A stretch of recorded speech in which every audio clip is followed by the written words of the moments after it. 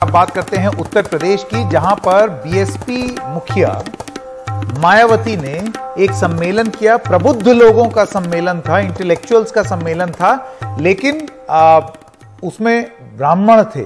दरअसल सतीश चंद्र मिश्रा ने एक मुहिम छेड़ी जिसमें 75 जिलों में वो गए और ब्राह्मणों को एक बार फिर से जोड़ने की कोशिश की बीएसपी में। और आज उसका एक ग्रैंड कल्मिनेशन था लखनऊ में। ये सारे जिले से ब्राह्मण आए जिनको प्रबुद्ध वर्ग बोला गया और उनको संबोधित करते हुए मायावती ने बहुत सारी बातें बोली, चुनावी बिगुल भी बताया। मैं हमारे वरिष्ठ सहयोगी कमाल खान के पास जाना चाहता हूं। कमाल जी, 2007 में जब ये सोशल इंजीनियरिंग हुई थी तब एक चीज साफ थी कि उस सोशल इंजीनियरिंग में मायावती ब्राह्मणों को और दलित को एक साथ ले आए, यानी कि ब्राह्मण प्लस दलित कॉम्बिनेशन। मुझे याद है, पता नहीं आपको याद होगा या नहीं, बिल्कुल इसी जगह पर कमाल जी आप और मैं दोनों 2007 में रिपोर्टिंग कर रहे थे। वो उस समय चल पड़ी हवा उनके फेवर में। इस बार एक बार प्रयास फिर से हो रहा है कमाल जी, लेकिन इस बार की स्थिति 2007 से अलग है या वो कर सकती हैं?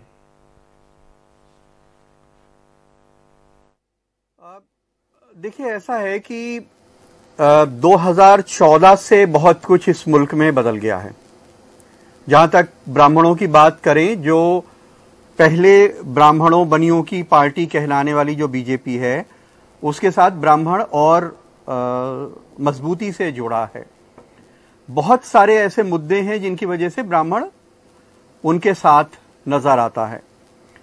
मायावती एक कोशिश कर रही हैं और सतीश मिश्रा ने बहुत सारे सम्मेलन किए हैं। बहुत सारे ब्राह्मणों की दुखती रग पे हाथ रखने की कोशिश की जा रही है।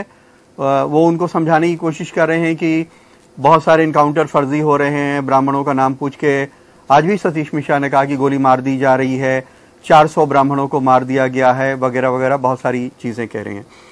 2007 में भी जो मायावती ने जिसे सोशल इंजीनियरिंग कहा था, एक्चुअली वो सोशल इंजीनियरिंग नहीं, एक पॉलिटिकल इंजीनियरिंग थी, क्योंकि समाज में भेदभाव ब्राह्मण और दलित के बीच में उतना ही मौजूद था, लेकिन सत्ता की एक ललक होती है, वोट का एक गणित होता है कि यहां पहुंच करके हम इसको हासिल कर सकते हैं। तो वो इतिहास का जो चक्र है वो घूमता है। यही वजह है कि आज ब्राह्मणों को मायावती सुरक्षा देने की बात कर रही हैं। जिन ब्राह्मणों के या जिन ब्राह्मणवाद के जुल्म के खिलाफ पार्टी खड़ी हुई थी, तो अब ये देखना पड़ेगा कि ये अपील कितनी कारगर साबित होती है।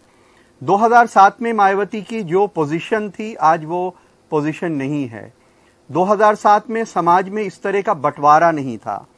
2007 में मायावती ने एक हद तक उसमें कामयाबी हासिल करी थी। बहुत सारे लोग थे जिनको लगता था, उस वक्त मुलायम सिंह की सरकार की एंटी इनकम्बेंसी बहुत ज्यादा थी और लोगों को यह लगता था कि मायावती पावर में आएगी तो हम सत्ता में आ सकते हैं, मंत्री बन सकते हैं। तो बड़े पैमाने पे ब्राह्मणों को टिकट दिया गया था और उन्होंने उनका साथ भी दिया था ताकि वो सत्ता में आ सकते हैं।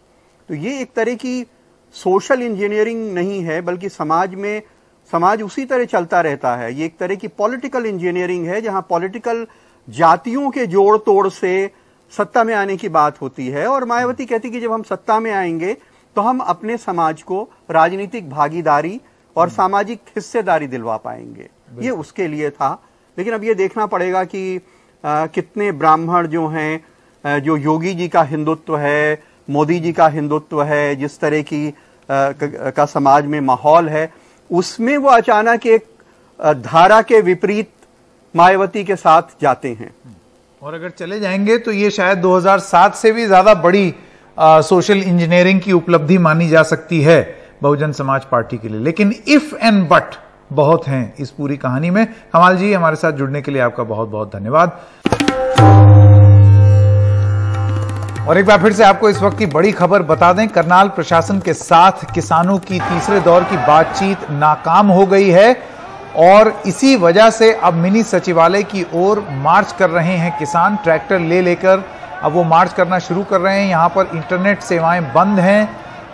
प्रशासन ने व्यवस्था की हुई थी, ऐसा उन्होंने बताया था कि उन्होंने व्यवस्था की है कि कोई अभद्र घटना ना हो जाए, लेकिन बातचीत से समस्या का हल नहीं निकला है और किसान अब चल पड़े हैं मिनी सेक्रेटेरिएट की ओर। शाम को क्या होगा, किस तरीके की तैयारी है, ये सब चीज़ें अब देखी जाएंगी। मुख्य रूप से डिमांड ये थी कि एसडीएम को हटाया जाए, लेकिन वो प्रशासन नहीं मानी। इस वजह से किसान कह रहे हैं कि अब और बात नहीं होगी, अब सीधा धरना बोला जाएगा।